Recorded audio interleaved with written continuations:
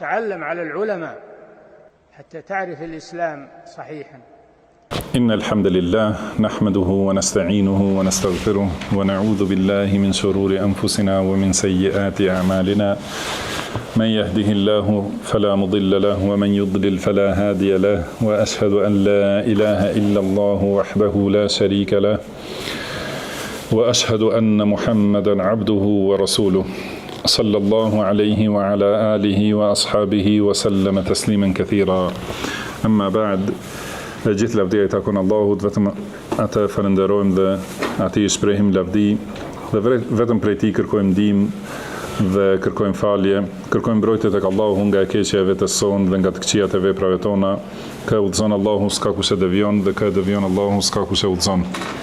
Dëshmoj se nuk ka të adhuruar të drejtë përveç Allahut një, I cili nuk ka ortak dhe nuk ka rival, dhe dëshmoj se Muhamedi është rob dhe I dërguar I Tij. Salavatet dhe selamet e shumta të Allahut qofshin për të, për familjen e tij dhe të gjithë shokët e tij, si dhe të gjithë ata që ndjekin udhën e tyre deri në ditën e gjykimit. Mëtej, o Zoti ynë, Ti je I lartësuar dhe I pastër nga çdo emet, ne nuk dim asgjë posa asaj që na ke mësuar Ti, në të vërtetë Ti je I gjithdituri, I urti. O Allah, na bëj të dobishme atë që na ke mësuar, na mëso atë që na bën dobi, na shto diturinë, na përmirëso gjendjen tonë të rësi dhe mos na lër të mbështetur në vetët tona asnjë çast. Vazhdojmë me leximin dhe komentimin e librit të vyer Al-Adab al-Mufrad të autorit Ebu Abdillah Muhammad ibn Ismail al-Bukhari, Imam al-Bukhari, I cili ka lindur në vitin 194 dhe ka vdekur në vitin 256 të Hijretit. Allahu e mëshiroft dhe e falt atë, na falt ne, prindrit tan, mësuesit tan dhe të gjithë muslimanët dhe muslimanet, besimtarët dhe besimtaret, të gjallët dhe të vdekurit. Në radhët e haditheve që I kemi lexuar, janë këto hadithe që kanë të bëjnë me mendjemadhsinë, dhe hadithi I radhës është hadithi 550, ku thot autori rahimahullah: حدثنا عبد العزيز بن عبد الله عن عبد العزيز بن محمد عن محمد بن عمرو عن أبي سلمة عن أبي هريرة رضي الله عنه قال قال رسول الله صلى الله عليه وسلم. Pra me këtë zinxhir transmeton nga Abu Huraira radhiyallahu anhu, I cili thot se I dërguari Allahut sallallahu alaihi wasallam ka thënë: "Mastakbara man akala ma'ahu khadimuhu wa rakiba al-himara bil aswaq wa i'taqala ash-shata fa halabaha." Do të thonë, nuk është mendje madh ai I cili ose ai me të cilin ha shërbetori I tij bashk. Do të thonë ai që në ushqimin e tij e thret edhe ha bashk me shërbetorin, dhe ai që hip gomar, do të thonë ose që hec me gomar në për treg, dhe ai që e merr, do të thonë, delen dhe e miel. Dhe ai që I bën këto punë është larg prej mendjemadhësisë. Janë përmendur këto vepra që tregojnë modesti dhe thjeshtësi, që njeriu, do të thënë, nuk është kryeneç që mos I pranoj disa punë, do të thënë nuk është kryeneç që mos e pranoj dikën prej njerëzve t'i afrohet ose të rrimë ta, edhe nëse është shërbetor ose pastrues I rrugëve, ose është prej një populli tjetër që shumica e njerëzve nuk e nderojnë atë popull. Do të thënë, ai njeri që është I barabartë dhe I afërt me të gjithë njerëzit, dhe që nuk ka kryelartësi që edhe të haj bashkë me shërbetorin ose me dikon që është prej nivelit të rëndom të thjesht të popullit. Do të thonë, ky njeri nuk ka mendjemadhësi. Edhe gjithashtu ka thënë wa rakib al-himar bil aswaq, dhe ai që udhton me gomar. Do të thonë, ky ka qenë mjeti më I ult I udhtimit në atë kohë, edhe për këtë shkak është përmendur. Do të thonë që me edhe keqardhja dhe habi është që shet disa njerëz që nuk pranojnë për shembull të hipin disa makina të caktuara, se duket sigur në nënçmim për vetvete, dhe kjo padyshim është shenjë e mendjemadhësisë. Kurse ai që është I thjesht edhe nuk bën dallim edhe pranon secilin mjet të udhtimit, edhe nëse ka edhe për ma shumë, domethënë ecë edhe me mjet të udhëtimit thjesht, nuk tregohet mendje madh. Domethënë ai që i ka këto cilësi, thotë nuk është prej mendjemdhënjve. Edhe gjithashtu që nuk është mendje madh ndaj ndonjë pune. Edhe nëse bëhet fjalë për mjeljen e deles ose dhis ose lopës ose pastrimin e vendit ku rrin kafshët ose secilën punë, domethënë e bën pa asnjë pengesë. Si ka thënë pejgamberi sallallahu alaihi wasallam që prej cilësive të besimtarit është se ai është besnik dhe i bindur, edhe është i thjesht, edhe nëse vendoset edhe trim, domethënë gjitha këto cilësi i përfshin. Nuk do të thonë modestia, dobësi. Edhe nuk do të thonë gjithashtu trimëria me ndërmadhësi. Domethënë ka thonë nëse vendoset në rreshtin e parë të ushtrisë, është në rreshtin e parë, e kryen punën. Domethënë e kryen ashtu si duhet. Nëse është në rreshtin e fundit ose në ushtarët përcjellës që shohin mos ka mbetur diçka prej ushtrisë, edhe aty e kryen punën. Edhe nëse vendoset në roje, edhe aty e kryen rojen si duhet. Domethënë është i dobishëm dhe është dinjitoz dhe përmbushës me besnikëri ku të vendoset, ku ta kërkosh besimtarin, domethënë ku të jetë nevoja për të, aty është i dobishëm dhe është që e kryen punën me plotësim dhe me besnikëri. Domethënë ky hadith është argument se pamja e dukshme ose forma e jashtme është argument për atë që ka brenda njeriu. Domethënë edhe do thotë ky është argument, ky hadith se nuk është e saktë fjala atyre që thonë mos më shiko veprat, domethënë unë zemrën e kam të mirë. Do thotë veprat edhe nivel edhe shfaqja e njeriu tregon edhe për brendësinë, domethënë është udhërfyes për brendësinë. Kurse të brendshmën, realitetin e brendësisë e di vetëm Allahu subhanahu wa taala. Ky tjetër, domethënë është argument se ushqimi bashkë me shërbetorin, domethënë është prej veprave të mira, edhe udhëtimi, për shembull, një prej mjeteve të udhëtimit që disa mendjemdhënj nuk i pranojnë, është edhe autobusi ose mjetet publike të udhëtimit. Domethënë ata që kanë mendjemadhësi nuk duan të hipin aty me njerëz të thjeshtë, do thotë, po duan të kenë vend veçantë. Do thotë njeriu modest dhe që nuk është mendje madh, edhe hip në mjetet e transportit publik, edhe në makina të lira, edhe nëse nuk është, domethënë krejt në rregull ajo makina, nëse ka ndonjë mangësi, pra nuk e ndjen nënçmim ose ulje për vetveten. Në hadithin e radhës ka thënë Imam Bukhari rahimahullah, حدثنا عمر قال حدثنا أبي قال حدثنا الأعمش قال حدثنا أبو إسحاق عن أبي مسلم الأغر حدثه عن أبي سعيد الخدري. Domethënë siç e shihni me këtë zinxhir nga Abu Said al-Khudri dhe nga Abu Huraira radhiyallahu anhuma. Ka thënë se pejgamberi sallallahu alaihi wasallam ka thënë, pra të dy, Abu Said al-Khudri dhe Abu Huraira transmetojnë nga pejgamberi sallallahu alaihi wasallam se ka thënë Allahu i lartësuar: "Al-izzu izari wal kibriya'u ridai, faman naza'ani bi shay'in minhuma 'adhabtuhu."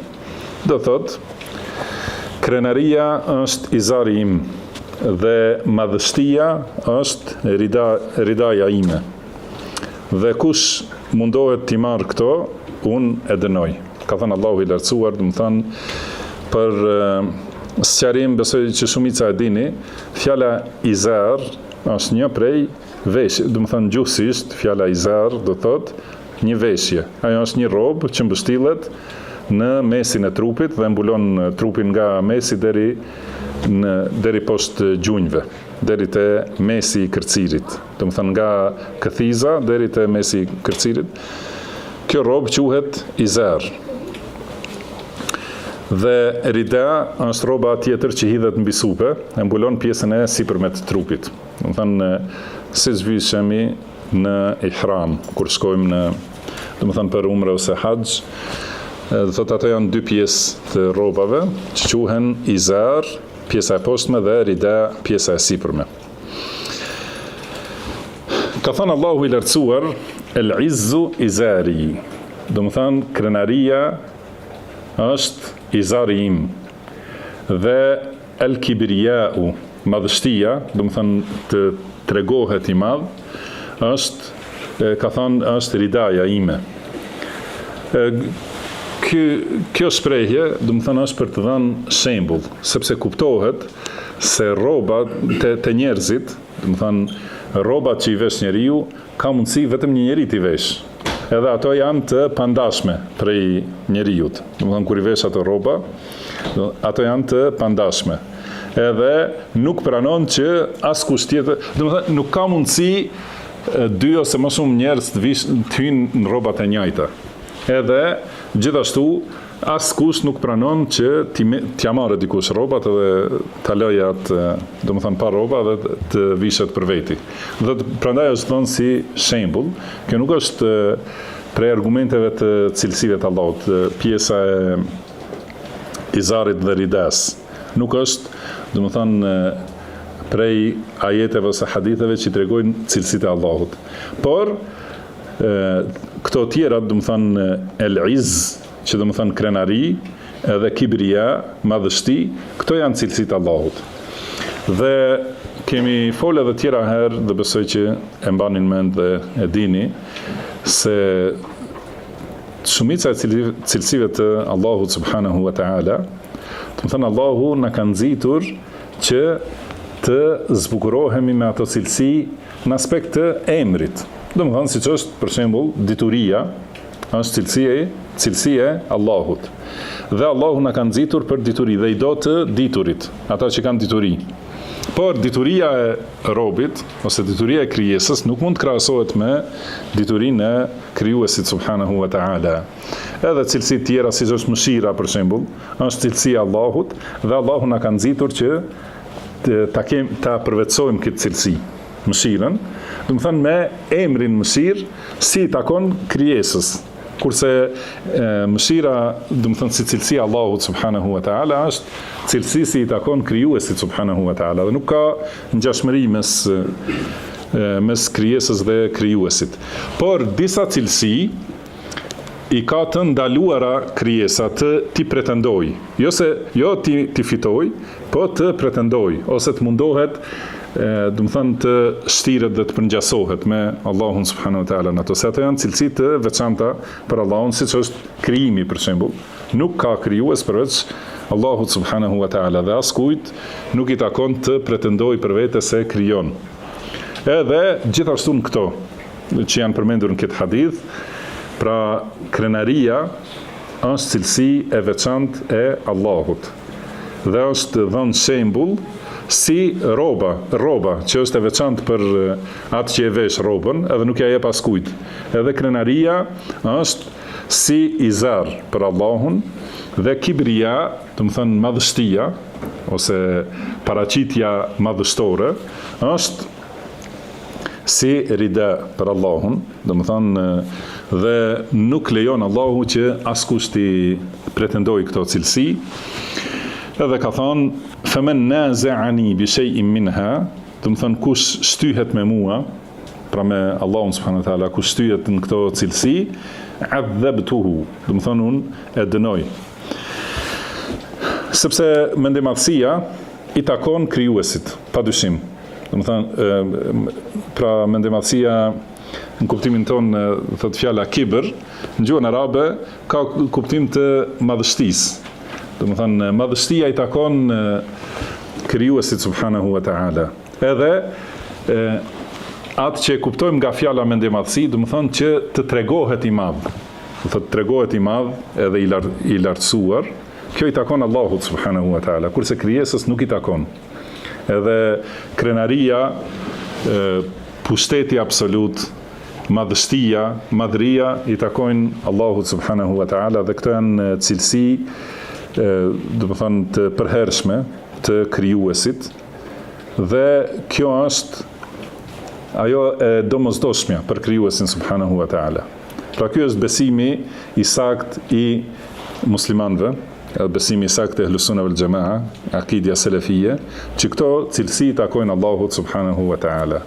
Kurse dhe kjo është plotësisht në përputhje me natyrën e shpirtit njerëzit. Do të thonë duhet ta kuptoj se Zoti krijuesi është i madhërisëm, edhe madhështor, edhe nuk ka nevojë të largohet nga kjo cilësi, si pretendojnë disa të tjerë që i kanë veshur Allahut cilësi që nuk i takojnë Allahut. Edhe një prej atyre thonë krishterët për shembull se Allahu i lartësuar është treguar modest para krijesave, dhe kjo nuk ndodh asnjëherë. Do të thonë, cila është nevoja e Zotit gjithfuqishëm, absolut, të bëhet modest ose i barabart ose më i ulët se krijesat. Si thonë ata se ka leju që krijesat ta vrasin Allahun e lartësuar, dhe kjo nuk ndodh asnjëherë në fillim këtë. Kjo nuk është e saktë asnjëherë. Do të thënë madhështia dhe madhëria, krenaria janë cilësitë përhershme të Allahut subhanahu wa taala. Kurse për krijesat, këto janë të ndaluara. Nuk i takon krijesës që ti pretendoj këto cilësi, sepse krijesa është e vogël. Edhe Allahu subhanahu wa taala na ka dhënë një shembull, ka thënë wala tamshi fil ardi maraha, do të thonë mos ec nëpër tokë me mendje madhësi, innaka lan takhriqa al jibal, lan takhriqa al ard, wa lan tablugha al jibala tula. Do të thonë ti nuk mund ta çash tokën, edhe nuk mund ti arrish lartësitë e maleve. Do të thonë njeriu njëherë nëse krahasohet me disa krijesa të ngurta, do të thonë nëse e shikon tokën që është poshtë këmbëve tua, e sheh se je i vogël. Nëse i sheh malet që të rrethojnë, nëse e sheh qiellin që mbulon, do të thonë e sheh se je i vogël edhe duhet të azgjësohet mendjemadhësia. Atëherë si të tregohet njeriu mendjemadh para krijuesit këtyre krijesave, i madhërisëm dhe i lartësuar është ai. Për këtë shkak, do të thonë kush pretendon madhështi, do të thonë ai që është mendjemadh, Allahu thot se atë e dënoi. Ka thënë Allahu elejse fi jahannama mathwal lil mutakabbirin. Do të thonë xhehenemi është vendbanimi ose vendstrehimi i mendjemdhënjve, atyre që kanë mendjemadhësi. Kurse siç thamë prej emrave të Allahut është gjithashtu mutakabbir, do të thonë ai që tregohet me madhështi, që shfaqet me madhështi, do të thënë me fjalët e tij, me argumentet e tij, edhe në ditën e gjykimit kur i shfaqet krijesave të tij, shfaqet me madhështi dhe madhri. Dhe ka thënë pra Allahu, huwa Allahu alladhi la ilaha illa hu. Pra Allahu është ai përveç të cilit nuk ka të adhuruar me të drejtë, vetëm ai është i adhuruar i vetëm me të drejtë. El-Malik, El-Quddus, El-Salam, El-Mu'min, El-Muhaymin, El-Aziz, El-Jabbar, El-Mutakabbir. Do të thonë, ai është mbreti i shenjti, do të thonë patmeta, Es-Salam, do të thonë paqja e plotë, dhe gjithashtu edhe fjala selam do të thotë se nuk ka asnjë tmet, Allahu subhanahu wa taala. El-Mu'min, siguruesi ose dhënësi i vërtetësisë. El-Muhaymin, mbikëqyrësi dhe mbizotruesi. El-Aziz, i gjithë pushtetshmi, krenari absolut. El-Jabbar, do të thonë posëduesi i fuqisë absolute, që do të thonë me fuqinë e tij ka nënshtruar dhe ka shtypur çdo gjë poshtë tij. El-Mutakabbir, do të thonë jemi te fjala kibër, që do të thonë ose kibria, që do thotë madhështi. El-Mutakabbir, madhështori ose i madhërishmi, që paraqitet me madhri. Subhanallahi amma yushrikun, pra i lartësuar dhe i pastër është Allahu nga ato që i bëjnë shirk. Edhe gjithashtu në ajetul kursi, themi wa huwa al-aliyyul azim, do të thënë Allahu është i larti dhe i madhërishmi. Dhe emrat të tjerë, shumë emrat Allahut që tregojnë madhrinë e tij, madhështinë, ose do të thënë se është më i madhi dhe më i larti. Pra edhe ky hadith është një prej këtyre argumenteve, dhe qëllimi që është sjell në këto tema, përveç që tregon këtë cilësi të Allahut subhanahu wa taala, gjithashtu tregon se sa është e ndaluar që njeriu ta pretendojë madhështinë. edhe është ndaluar, më thotë që njeriu të paraqitet si i madh ose pra të ketë mendemadhësi. Dhe çka do të thotë mendemadhësia? E tregum në mësimin e kaluam fjalën e pejgamberit sallallahu alaihi wasallam dhe prap do të sqarohet këtu. Do të thonë mendemadhësi është refuzimi i të vërtetës ose do të thonë mospranimi i të vërtetës dhe nënçmimi i njerëzve. Ky është definicioni që e ka dhënë pejgamberi sallallahu alaihi wasallam për mendemadhësi. Edhe pastaj mendemadhësia kur është prezente te dikush shfaqet në disa paraqitje dhe veprime.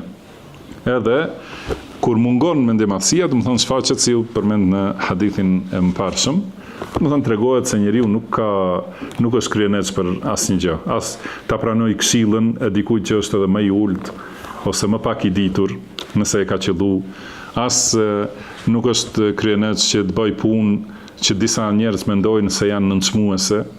Thotë, pra edhe mendemadhësia shfaqet te njeriu, edhe modestia e kundërta, do të thonë, shfaqet në vepra dhe në pamje dhe në gjendje të njeriut. Pastaj në hadithin tjetër thot Imam Buhari rahimahullah, حدثنا علي بن حجر قال حدثنا إسماعيل قال حدثني أبو رواحة يزيد ابن أيهم عن الهيثم ابن مالك الطائي قال سمعت النعمان بن بشير رضي الله عنه. Do të thonë me këtë zinxhir transmeton nga Nu'man ibn Bashir radhiyallahu anhu. Do të thonë duke mbajtur ligjërat ose hutbe, ka thënë inna lish-shaytani masaliya wa fukhukhan. Do të thonë shejtani ka do të thonë vepra që janë shirk, me të cilat i devijon njerëzit, dhe ka kurthe ose gracka. Do të thonë ka ndryshe shejtani ka faltore dhe gracka. Do thotë fjala mesali është shumës i fjalës maslah. Do të thonë i bie sikur vend ku adhurohet shejtani, ku njerëzit bëjnë shirk ndaj Allahut subhanahu wa taala. Dhe njerëzit i bëjnë shirk Allahut duke u mashtruar nga shejtani ose duke ju bindur shejtanit. Prandaj besimtari pasuesi sunetit në secilin mëngjes dhe secilin mbrëmje kërkon mbrojtje te Allahu subhanahu wa taala, thot wa a'udhu bika min sharri shaytani wa shirkihi. Do të thonë kërkoj mbrojtje te ti nga keqja e shejtanit dhe nga shirku i tij. Pra kjo është qëllimi i fjalës mesali. Dhe fuhuh është shumës i fjalës fakh, që do të thonë grack ose kurth, ku me të cilën nxihet gjahu. Do të thonë pra qëllimi i grackave ku bien kafshët dhe i zë ai gjahtari, ka thënë al-bataru bi an'amillah. Do të thonë mendemadhësia për shkak të dhuntive të Allahut. Pra një dhunti ta ka dhënë Allahu dhe njeriu tregohet arrogant me atë dhunti. Wal fakhru bi ata'illah, edhe krenaria me dhuratat e Allahut, do të thënë me ato që t'i ka dhënë Allahu. Wal kibriya'u ala ibadillah, dhe mendemadhësia ndaj robërve të Allahut. Wattiba'u al-hawa fi ghayri dhatillah, edhe ndjekja e epsheve dhe lënia, do të thënë veprave për hir të Allahut. Do thotë këto janë grackat dhe vendet e shirkut të shejtanit. Do të thonë që njeriu të ketë arrogancë për shkak të mirave që ja ka dhënë Allahu, ose të krenohet para të tjerëve me dhuntit e Allahut, ose të jetë mendje madh ndaj robërve të Allahut, dhe gjithashtu ndjekja e epshit. Edhe padyshim se këto janë prej grackave ose prej atyre mjeteve me të cilat shejtani e kap njeriu dhe e devijon. Edhe pra si është përmendur në ajet në fjalën e Allahut, wala takunu kalladhina kharaju min diyarihim bataran wa ri'a an-nas. Pra mos u bëni si ata që dolën prej vendeve të tyre prej shtëpive të tyre, ose prej vendbanimeve të tyre, dolën me arrogancë dhe për syefaqe të njerëzve. Për kanë është kjo ajet? Është për mushrikët të cilët kanë dalë në luftën e Bedrit, krye me Ebu Xhehlin, kanë dalë me arrogancë dhe me ndjemadhësi, edhe e kanë llogaritur veten të fuqishëm dhe shumë të lartë, dhe kanë dalë për syefaqe të njerëzve. Për të dukë se janë të fortë kundër pejgamberit sallallahu alaihi wasallam. Edhe Allahu i ka shkatruar dhe i ka poshtruar në formën më të rëndë.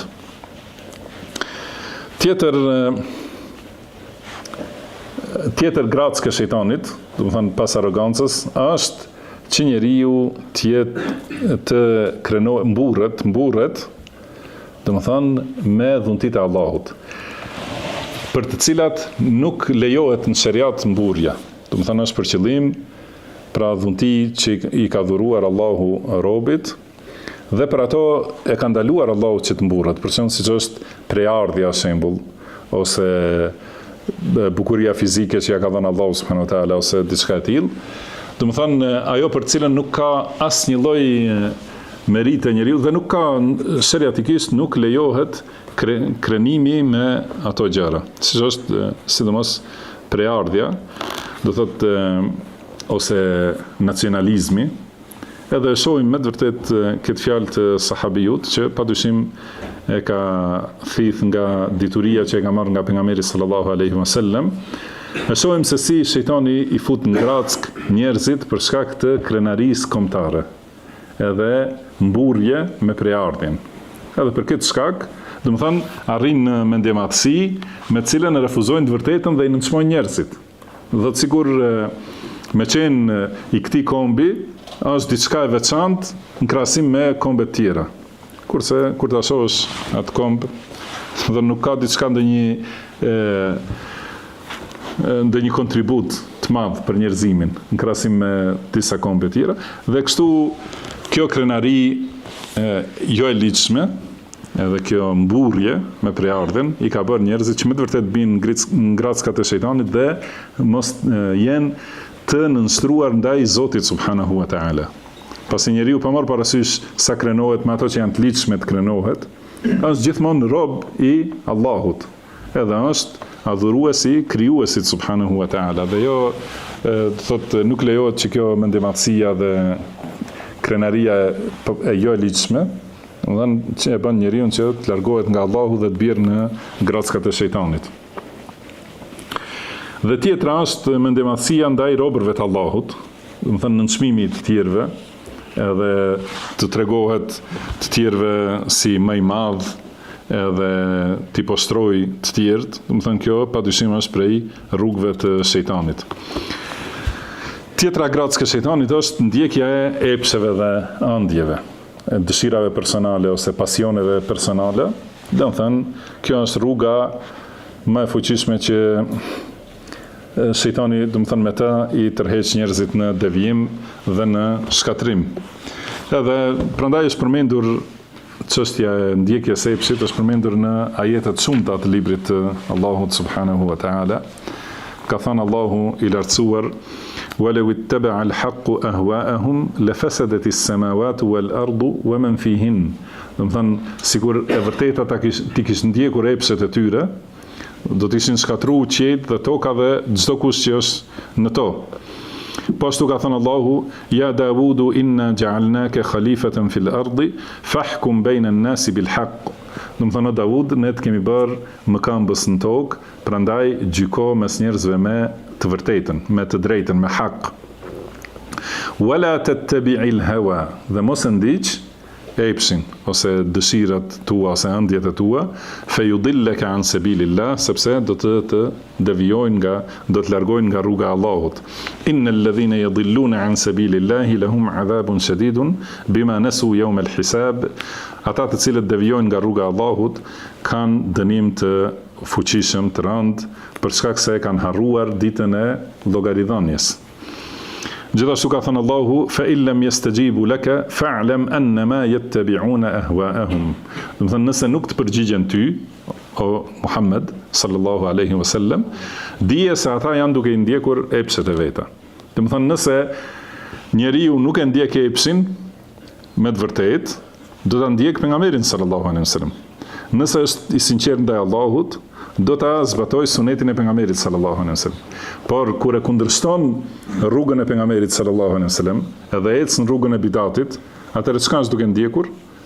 Përgjigjen e ka dhënë Allahu i lartësuar. Fa illam yastajibu laka, do të thonë nëse nuk të përgjigjen ty, nëse nuk e ndjekin rrugën tënde o Muhammed, atëherë dije se ata janë duke ndjekur epshet e veta. Dhe ka thonë وَمَنْ أَضَلُّ مِمَّنِ اتَّبَعَ هَوَاهُ بِغَيْرِ هُدًى مِنَ اللَّهِ.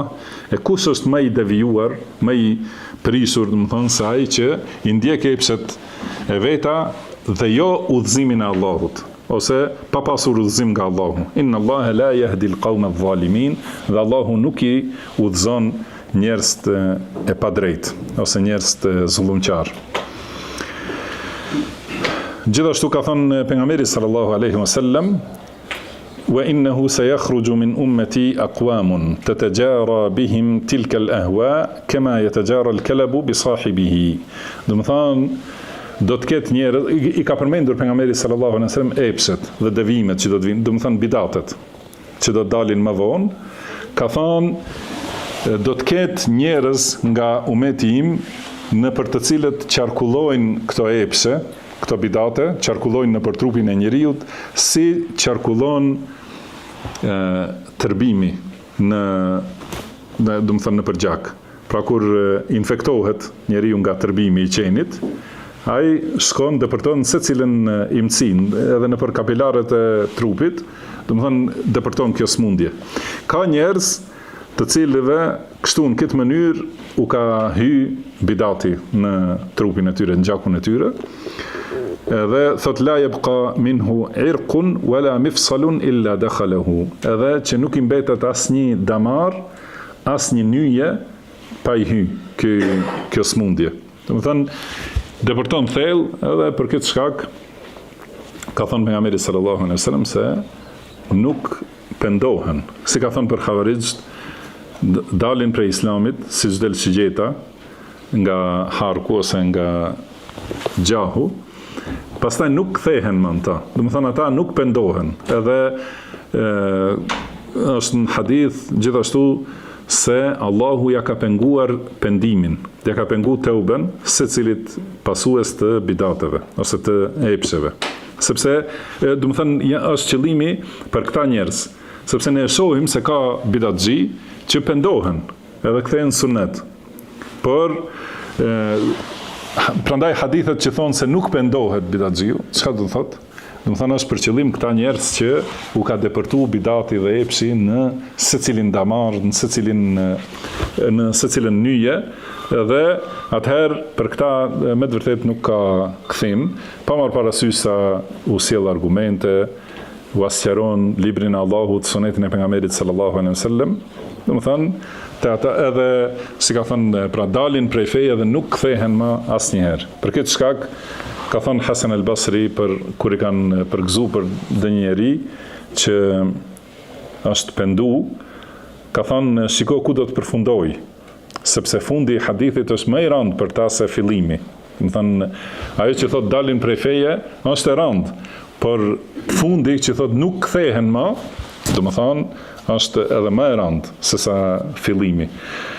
Edhe prandaj nëse i sheh ku përfundojnë shumë prej atyre, prej njerëzve të bidatit, që duken sikur janë kthy, ose përfundojnë në ekstremin tjetër, pasi kanë qenë, do të thënë, ekstrem në ashpërsi, bëhen ekstrem në lëshim, do të thënë, edhe ekstrem në butësi, edhe lëshojnë pe në parimet e fesë, ose shkojnë në bidat tjetër, do të thënë nga xhamat tabligh në tekfir, ose nga sufi, do të thënë nga ekstremi i lënies fesë, dalin në ekstremin e xhavarixhve, duke i bërë qafira të gjithë muslimanët, ose kundërta, do të thënë vështirë se mbeten të saktë në fe. Përveç ata që janë mashtruar, do të thënë mashtrim të themi sipërfaqësor, që nuk i ka depërtu epshi dhe ëndjet dhe këto, do të thënë, dëshirat personale, bidati, me një fjalë, do të thënë nuk ka depërtu në për të gjithë damarët dhe nyjet e tij. Gjithashtu ka thënë pejgamberi sallallahu alaihi wasallam: "Wa amma al-muhlikat fa shuhhun muta' wa hawan muttaba' wa i'jabu al-mar'i bi nafsihi." Do të thënë gjërat që shkatrojnë njeriu, cilat janë kooperacia që ndiqet. Do të thënë kjo është shumë e rëndësishme pse është përmendur shuhhun muta'. Do të thënë kur i bindesh kooperacisë, sepse kooperacia secili njeri ka, do të thënë patjetër e ka dëshirën për pasurinë kështu, por kur i bindesh kësaj kooperacie, edhe e ndjek atë dhe vepron me kooperaci, do të thënë kjo është shkatruese për njeriu. Wa hawan muttaba' edhe epsi që ndiqet, dëshirat personale që i ndjek njeriu dhe vazhdon të shkojë pas tyre. Wa i'jabu al-mar'i bi nafsihi, edhe kur njeriu i pëlqen vetvetja. Do të thënë këto tri gjëra janë që shkatrojnë njeriu dhe largojnë prej rrugës së drejtë. Po ashtu ka thënë pejgamberi sallallahu alaihi wasallam: "Al-kayyisu man dana nafsuhu wa 'amila lima ba'da al-maut." Njeri i zgjuar, i mençur, është ai që e llogarit vetveten, e korrigjon, e shikon, do të thënë, e kontrollon veten dhe e korrigjon. Dhe vepron për pas vdekjes. Wa 'amila lima ba'da al-maut. Do të thënë edhe veprat e tij janë për pas vdekjes. Wal 'ajiz, kurse njëri i ngatht, i paaft, kush është? Men ittaba'a nafsahu hawaha, që i ndjek epset e veta, wa tamanna 'ala Allah, edhe mban shpresa të kota, imite të kota ndaj Allahut. Edhe thotë se unë zemrën e kam të mirë, Allahu është falës. Kështu do të thënë me pa dyshim se Allahu është falës, mirë po duhet njeriu të ndjek rrugën e Allahut, edhe të ndjek shkaqet e fitimit të mëshirës dhe faljes së Allahut subhanahu wa ta'ala, dhe jo të largohet nga Allahu edhe të mbajë kështu shpresa të rrenjshme, do të thonë që asaj nuk është i bindur në ato, do të thonë mban shpresa se Allahu do të më falë edhe pse unë nuk i bindem Allahut subhanahu wa ta'ala.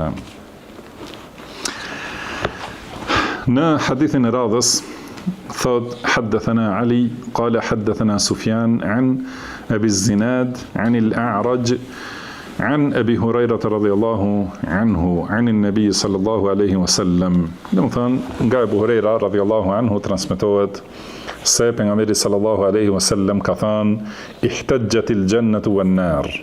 Do të thonë kanë diskutuar xheneti dhe xhehenemi, ose kanë debatuar xheneti dhe xhehenemi.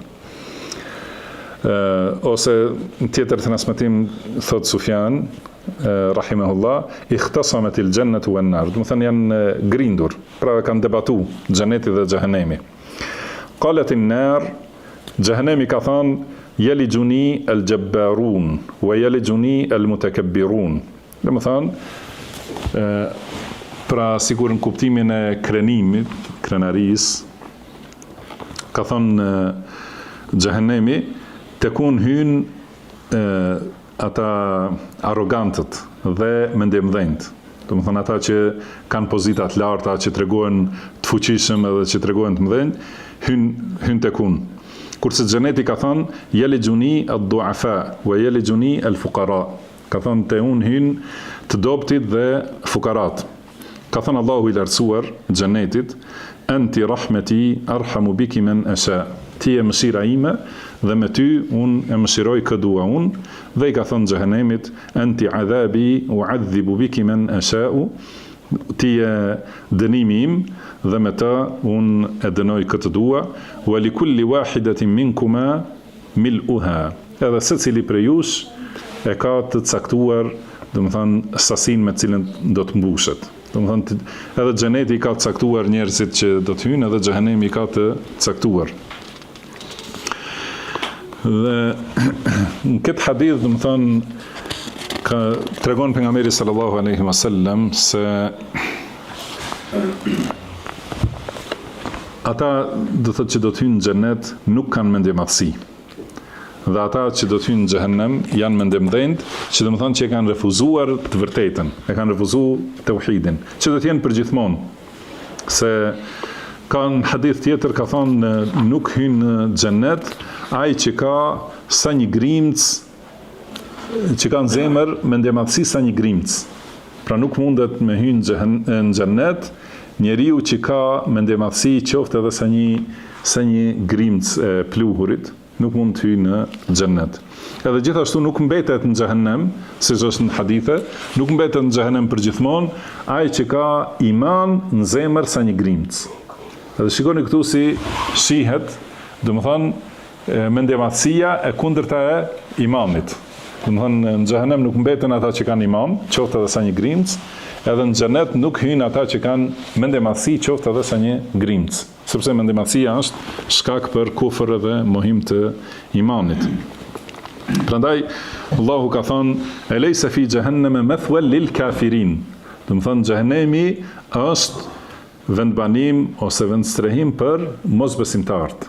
Dhe ka thënë në ajet tjetër eleysa fi jahannama mathwal lil mutakabbirin. Do të thonë xhehenemi është vendi ose përfundimi i mendjemdhënjve.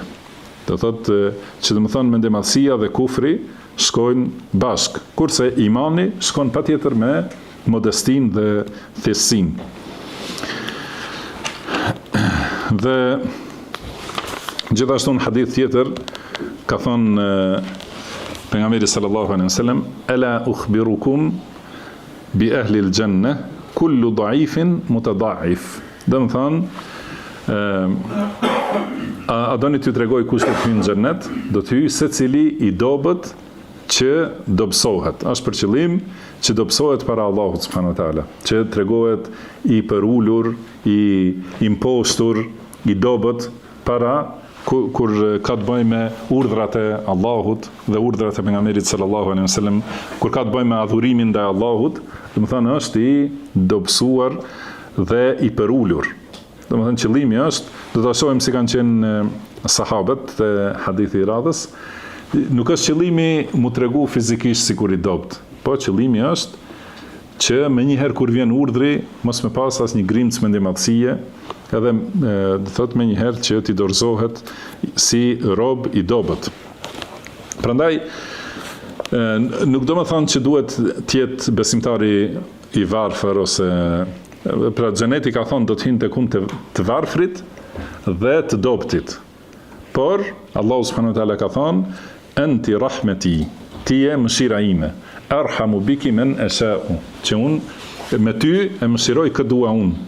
Më thënë ka mundësi edhe të jetë prej më të pasurve dhe më të fuqishmëve fizikisht ose prej mbretërve më të fuqishëm, të cilët janë tregu të dobët para Allahut subhanahu wa taala. Me ata, do të thënë ata Allahu i mëshiron me mëshirën e tij që është xheneti. Dhe gjithashtu xhenemi është ndëshkimi i Allahut që Allahu me të ndëshkon këtë dojë. Këtë dojë do të thonë që ka merituar. Si ka thënë Allahu falamma zaghu azagha Allahu qulubahum. Do të thonë kur ata devijuan, Allahu u devijoi zemrat. Do të thonë kur ata kanë kërkuar devijimin, edhe e kanë dashur dhe e kanë merituar, do të thonë që të jenë të devijuar. Dhe ka thënë Allahu i lartësuar wa rahmeti wasi'at kulla shay. Pra mëshira ime përfshin çdo gjë. Fasa aktubuha lilladhina, do të thonë do ta shkruaj këtë mëshirën, pra xhenetin, ja shkruaj atyre të cilët yattaqun, do të thonë që ruhen, pra i zbatojnë urdhrat dhe largohen prej ndalimeve të Allahut, wa yu'tuna az-zaka, dhe që e japin zakatin. Do të thonë që janë të fuqishëm, që punojnë edhe fitojnë dhe kanë pasuri, pra nuk do të thonë se patjetër duhet të jenë të varfër dhe të dobët, por e japin zakatin dhe i kryejnë obligimet që ja ka dhënë Allahu në lidhje me pasurinë. Do të thonë yu'tuna az-zakata walladhina hum bi ayatina yu'minun, dhe ata të cilët i besojnë argumenteve tona, i besojnë ajeteve të Allahut subhanahu wa ta'ala. Pastaj ka thonë Imam Bukhari rahimahullah, haddathana Ishaq qala haddathana Muhammad ibn Fudayl قال حدثنا الوليد بن جميع عن أبي سلمة ابن عبد الرحمن قال دمثنغا أبو سلمة ابن عبد الرحمن رحمه الله transmetohet se ka thënë لم يكن أصحاب رسول الله صلى الله عليه وسلم متحزقين ولا متماوتين. Do të thonë sahabët e pejgamberit sallallahu alaihi wasallam nuk kanë qenë as do thot fanatik grupor si banda, nuk kanë bë mes veti banda ose grupe që janë tregu si domethënë fanatik ndaj grupit. Wala mutamawitin. Gjithashtu nuk kanë qenë si të vdektë, si të ngordhur. Domethënë nuk kanë qenë që kanë hec me dobësi, me kokën ulur, duke i zvarrit këmbët nëpër tokë, nuk kanë qenë si të ngordhur, po edhe nuk kanë qenë si bandit, domethënë pra ose fanatik grupor. Dhe kanë qenë njerëz normal dhe mesatar. Wa kanu yatanashaduna ash-shi'ra fi majalisihim. Edhe kanë përmend poezi në mezhliset e tyre, në ndejat e tyre. Kjo ka qenë tradita e arabëve, do të thonë që shpesh herë dikush ka tregu çka di prej poezisë. Do të thonë kanë bërë muhabet të zakonshëm. Kanë përmend poezi ose histori të kaluara, wa yadhkuruna amra jahiliyatihim, edhe kanë përmendur për ndodhit në xahilije që i kanë pasur. Pra, kanë qenë kështu mesatar dhe të zakonshëm. Pra si gjithë njerëzit kanë bërë muhabet, edhe kanë hadith tjetër gjithashtu që kanë përmendur poezi në prezencën e pejgamberit sallallahu alaihi wasallam, prej poezive të xahilijetit. Ose prej historive të xahilijetit kanë përmendur, edhe pejgamberi sallallahu alaihi wasallam i ka dëgjuar dhe nuk ka mohuar këtë ose nuk i ka qortuar. Por cili është dallimi i sahabëve? Ka thonë fa idha urida ahadun minhum ala shay'in min amrillah, por nëse i kërkohej dikujt prej tyre diçka prej fesë, domethënë që të larë diçka prej fesë, i kërkohej të lëshoj pe diçka ndonjë parim të fesë, thot darat hamaliq aynayhi ka'annahu majnun. Atëherë i rrotulloheshin syt si domethënë nga zemrimi dhe vendosmëria si me qenë i çmendur. Domethënë këtu i çmendur është në kuptimin e lëvdatës. Domethënë atëherë ka qenë i vendosur, nuk ka pas mundësi dikush ta mastroj për kompromis, sahabin, me bë kompromis me fenë. Domethënë për në fe kanë qenë të paluhatshëm, nuk kanë lësu pej për asnjë çështje, edhe nëse dikush kishte ardhur që të diskutoj me ta për të bërë ndonjë lëshim në fe, do thotë, pra reagimi i tyre ka qenë që i ka tmerru këta njerëz që kanë dashur lëshim në fe. Do thonë ky është qëllimi se nuk kanë pranuar asnjë grimc, edhe historitë ose rastet lloj-llojshme dim prej sahabeve. Pra Abdullah ibn Omeri radhiyallahu anhuma është prej më të vegjëlve të sahabeve. Por kur e ka transmetuar hadithin që thot pejgamberi sallallahu alaihi wasallam, mos i pengoni robreshat e Allahut nga xhamitë e Allahut, do të thonë mos i pengoni gratë që të shkojnë në xhami, ka thonë djali i tij wallahi i pengoj. Dhe ka thonë unë ta transmetova hadithin e pejgamberit sallallahu alaihi wasallam dhe ti thu kështu, ka thonë nuk do të flas asnjëherë, dhe deri në fund të jetës nuk i ka folur. Domethënë nuk ka pas aty kompromis ose butësi në çështjen e fesë ose ti e ke mendimin tënd. Domethënë kështu ka thënë Allahu dhe kështu ka thënë pejgamberi sallallahu alaihi wasallam. Edhe aty nuk ka do thotë luhatje. Por jashtë kësaj kanë qenë njerëz, më thënë, të rëndomt dhe thjesht. Nuk ka pasur, se ju i rëndomt thoni me kuptim negativ, ha? I rëndomt, më thënë, si të gjithë njerëzit, i zakonshëm. Nuk ka pas diçka të veçantë. Edhe gjithashtu shumë kanë pas kujdes për transmetimin e fesë, për hadithet. Prandaj një prej haditheve që më shumë t'i kanë transmetuar sahabët është men kadhaba alayya muta'ammidan falyatabawwa maq'adahu min an-nar. Do të thonë kush gënjen për mua, ka thënë pejgamberi sallallahu alaihi wasallam, kush gënjen për mua qëllimisht, le të përgatitet për ulsen në xhehenem. Këtë hadith, do të thonë, kanë transmetuar shumë prej sahabëve dhe shumë herë. sepse çdo herë kanë pas parasysh këtë dhe kanë pas kujdes në transmetimin e fesë, për këtë shkak ne kanë transmetuar të pastërt, freskët si atë ditë që i ka zbrit pejgamberit sallallahu alaihi wasallam.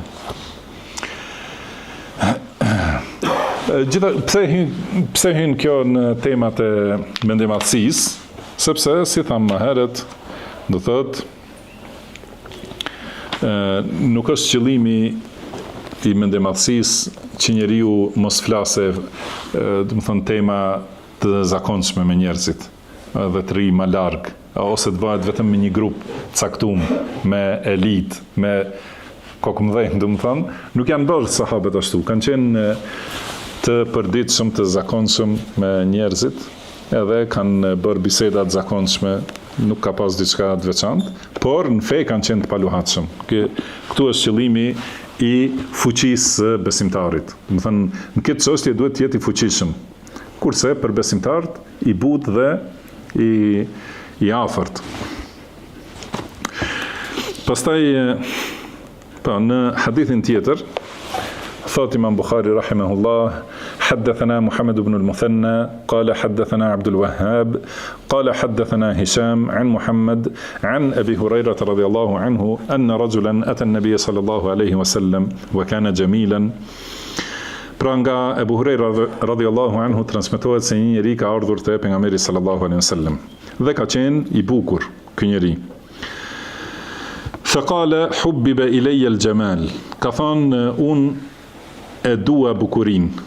Wa utitu ma tara, edhe më ka dhënë Allahu këtë që she, hatta ma uhibbu an yafuqani ahad, saqë nuk kam qef që dikush të më kaloj, do të thënë bukuri. Imma qal bi shiraki na'lin wa imma qala bi shis'in ahmar. Edhe ka thënë, pra nuk duhet që të më kaloj dikush as në lidhsat e këpucëve. Pra si në këtë kohë që kanë lloje të ndryshme të këpucëve, do të thënë njerëzit që i kanë të bukura, ka dashur gjithashtu edhe ato lidhsat e sandaleve të jenë të ketë më të bukurat se çdo kush. Ka thënë al kibru dhak, ka thënë a është kjo mendimadhësi, a kjo është mendimadhësia, i ka thënë pejgamberit sallallahu alaihi wasallam. Do të thënë kjo ka qenë dëshira e tij, edhe pasioni i tij, mirë po, këtë ka dashur ta kontrolloj me kontrollin e shpalljes. Pra ka pyetur pejgamberin sallallahu alaihi wasallam. Nuk ka thënë unë kështu jam, si thon disa njerëz, unë kështu e kam natyrën, unë nuk mund të ndryshoj. Po, e kanë pyet pejgamberin sallallahu alaihi wasallam, a mos jam gabim këtu? A mos është kjo mendimadhësi? Ka thënë pejgamberi sallallahu alaihi wasallam, la, walakin al-kibra man batara al-haqqa wa ghamata an-nas. Ka thënë jo, por mendimadhësi ka ai njeri që e refuzon të vërtetën dhe i nënçmon njerëzit. Pra kjo është mendimadhësia, nuk është mendimadhësi që njeriu ta doj bukurinë edhe të jetë i bukur. Bukuria, si e përmendin dietarët, do të thënë komentimin e këtij hadithi, është bukuria në sjellje moral dhe në pamje.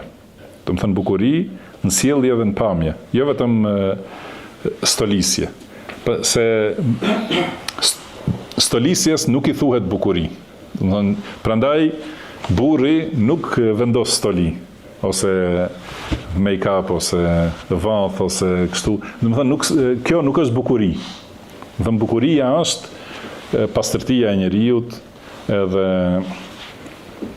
që t'i largoj tmetat prej vetvetes. Do të thënë, kjo është tmetat në pamje, në fizionomi dhe në sjellje. Kjo është që e bën njeriu të bukur. Madje disa prej dietarëve kanë thënë edhe lyerja e flokëve ose mjekrës, gjithashtu hyn te pjesa e stolive. Mirë po, kjo është prej sunetit pejgamberit sallallahu alaihi wasallam. Do të thënë, ka nxitur.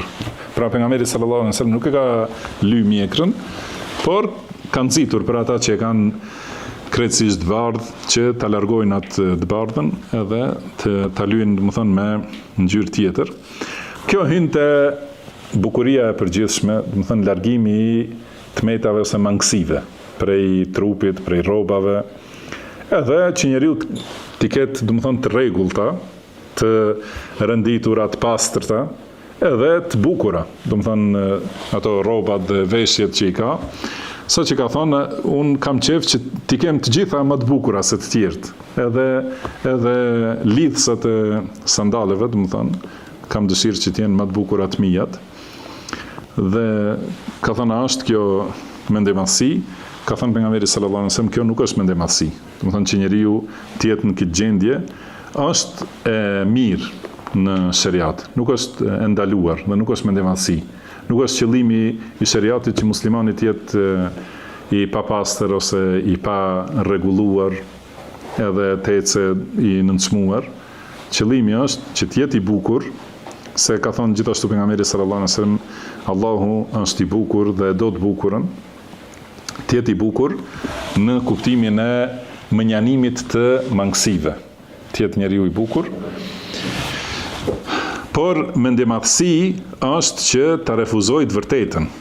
Nëse i thuhet, për shembull edhe nëse e flasim në temën e rrobave, nëse i thuhet dikujt se kjo rrobë që është e bukur, është ndaluar në shariat. Edhe është argumenti fjala e Allahut ose fjala e pejgamberit sallallahu alaihi wasallam, dhe ai refuzon këtë, atëherë domethënë kjo bukuria për ta është mendemadhësi. Prandaj refuzimi i të vërtetës është mendemadhësia dhe nënçmimi i njerëzve. Domethënë nëse njeriu vishet bukur ose ka makinën e bukur, edhe takon tjetrin, edhe i thot, domethënë me nënçmim, çka janë këto tesha ose çka është kjo makinë, si mundesh me hec me këta, domethënë kjo është prej mendemadhësisë, Allahu na ruaj. Dhe në po, edhe pak. Në hadithin e radhës, mirë, vetëm edhe këtë hadith, thot Imam Bukhari rahimahullah, حدثنا محمد بن سلام قال أخبرنا عبد الله بن المبارك عن محمد بن عجلان عن عمرو بن شعيب عن أبيه عن جده رضي الله عنه عن النبي صلى الله عليه وسلم قال يحشر المتكبرون يوم القيامة أمثال الذر في صورة الرجال. Do thot, ka thënë pejgamberi sallallahu alaihi wasallam, ditën e gjykimit mendjemdhënjt ringjallen si milingona, si bubreca, në format njerëzve. Do të thënë bëhen më të vegjël se të gjithë njerëzit tjerë. Yaghshahum adh-dhullu min kulli makan, edhe i mbulon poshtrimi nga secila anë. Do të thënë hecin njerëz tjerë i shkelin. Do thotë ata që kanë qenë mendjemdhënj, në ditën e gjykimit bëhen të vegjël që të tjerët t'i shkelin. Yusaquna ila sijnin min jahannama yusamma bulas. Do të thënë dhe tërhiqen në një burg të xhehenemit që quhet Bulas. Ta'luhum narul anjar, edhe ata i mbulon zjarri i zjarreve, do të thënë zjarr i fuqishëm. Wa yusqawna min usarati ahli an-nar, dhe u jepet pin nga lëngjet, do të thënë të banorëve të xhehenemit. Pra lëngjet që rrjedhin nga djegja e banorëve të xhehenemit, prej qelbit dhe gjakut, edhe prej atyre fllitësirave, u jepet këtyre të pinë tinat el-khabal, do të thënë që është balta e poshtrimit. Thotë ku mblidhet balta e poshtrimit, që është nga ajo që rrjedh nga banorët e xhehenemit, domethënë ju jepet aty në të pinë prej kësaj. Kjo është një prej dënimeve për mendjemdhënjt, sepse ka thënë pejgamberi sallallahu alaihi wasallam, el jaza'u min jinsil amal. Do të thënë shpërblimi është prej llojit të veprës. Do të thënë siç e ka bërë veprën njeriu, edhe nëse është e mirë, do të thënë prej atij lloji të veprës shpërblehet me shumë fish, edhe me shumë shpërblim më të madh. Nëse u ka falur njerëzve që kanë bërë gabime ndaj tij, do të thënë, atëherë si shpërblim për ta është falja e madhe e pafundme Allahut subhanahu wa taala. Nëse ja ka mbuluar tmetat njerëzve, atëherë Allahu ja mbulon tmetat atij ditën e gjykimit. Dhe kështu, do të thënë, për secilën vepër të mirë, edhe për vepra të këqija, dënohet me të kundërtën e asaj që e ka dëshiruar me mëkatin. Do të thonë nëse ka pasur mendimadhësi, atëherë i jepet poshtrimi më i madh, edhe ulja më e madhe. Elusim Allahun që të na ruaj prej poshtrimit në dunja dhe në ahiret. Wallahu a'lam wa sallallahu wa sallama ala abdihi wa rasulihi nabiyina Muhammad. Subhanaka Allahumma wa bihamdika ashhadu an la ilaha illa anta astaghfiruka wa atubu ilaik. Wa akhiru da'wana anil hamdulillahi rabbil alamin.